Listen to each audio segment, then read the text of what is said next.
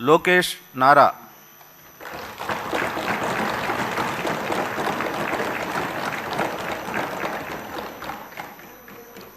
నారా లోకేష్ అనే నేను శాసనసభ సభ్యుడినైన ఎన్నిక అయినందుకు శాసనం ద్వారా నిర్మితమైన భారత రాజ్యాంగం పట్ల నిజమైన విశ్వాసం విధేయత చూపుతానని, భారతదేశ సార్వభౌమ అధికారాన్ని సమగ్రతను కాపాడుతానని, నేను స్వీకరించబోయే కర్తవ్యాలను శ్రద్ధాశక్తులతో నిర్వహిస్తానని దైవ సాక్షిగా ప్రమాణం చేస్తున్నాను.